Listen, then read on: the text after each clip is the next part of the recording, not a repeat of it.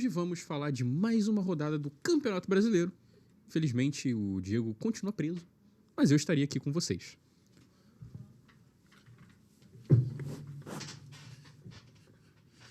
Consegui fugir, cara. Consegui.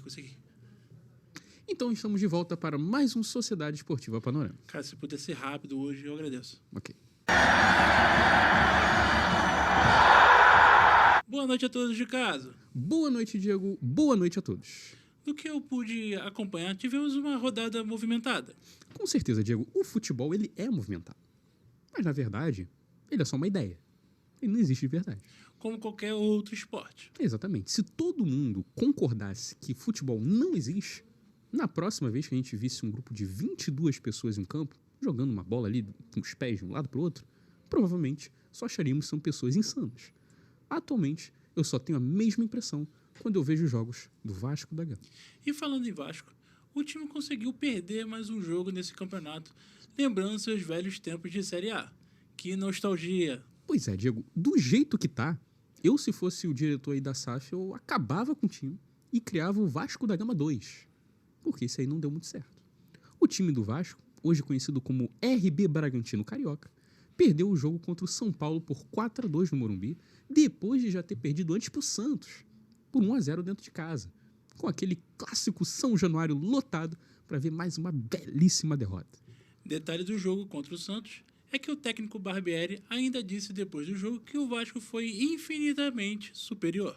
Se esse time do jogo contra o Santos for o Vasco sendo superior, o torcedor vascaíno deve ter arrepio só de imaginar o que deve ser um time inferior. E no jogo contra o São Paulo, Barbieri pensa que, apesar de falhas defensivas, a equipe evoluiu. Excelente evolução. Claramente aí, Diego, o time evoluiu de uma derrota de 1-0 para uma derrota de 4-2. Que é uma derrota muito mais vistosa, mais gols, mais entretenimento. Mais uma vez, o técnico Barbieri sendo muito assertivo na sua análise. Quem sabe agora o Vasco também evolui de clube rebaixado para SAF rebaixada. Com certeza uma grande evolução e também uma marca histórica de um clube que é sempre o pioneiro em tudo.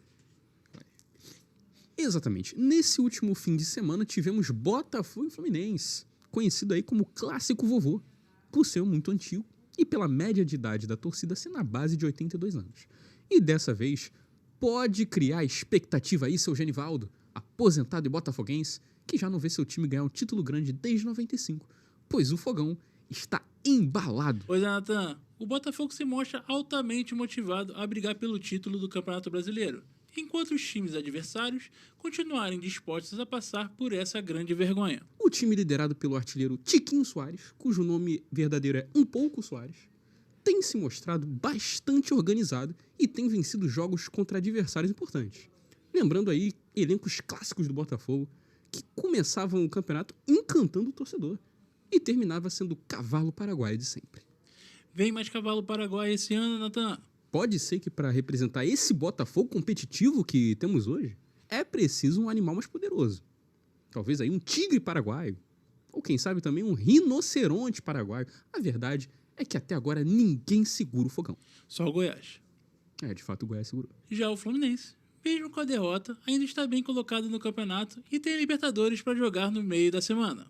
O time do Fluminense, que esse ano conta com o lateral Marcelo, que voltou ao time e voltou bem, conseguindo aí ajudar com as suas qualidades, que são o drible curto, o chute preciso, o passe com muita qualidade e uma bola nas costas que só mesmo o craque Marcelo consegue receber. Com Marcelo, Ganso, Arias e Cano, o time do Fluminense vem com muito reforço técnico e qualidade de sobra. Sobra tanta qualidade técnica que dá até para compensar com um Felipe Melo no time e ainda assim ficar com um elenco forte. Nem dois Felipes Melo estragariam esse time, Natan. É porque não tem como ter dois Felipe Melo no mesmo lugar, Diego. Um Felipe Melo não ia admitir a presença do outro. Só pode ter um Felipe Melo sobrando, para depois ser expulso logo depois. E não ter mais nenhum do jogo. Já o Flamengo vem conseguindo se recuperar do campeonato e venceu o Corinthians no Maracanã, mesmo com o Luxemburgo usando seu maior reforço: a ausência do lateral Fagner. A ausência do Fagner hoje em dia é reforço para o time que possui o Fagner e para o adversário, que não precisa se preocupar com a integridade física da sua equipe. O Corinthians até conseguiu algumas chances de abrir o placar, mas rapidamente desistiu da ideia de chutar para o gol, pois é algo que a equipe não está preparada para executar esse ano. Tanto que se você vê os gols da equipe do Corinthians esse ano, foram todas tentativas de errar o gol, que foram mal sucedidas.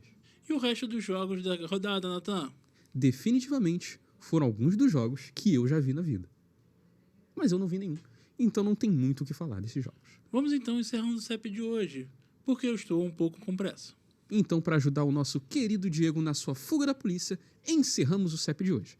Queria deixar um recado importante para todos aqui. Muitas vezes você vai ver alguém dizendo, não é só futebol. Quando você escutar isso, pare e pense.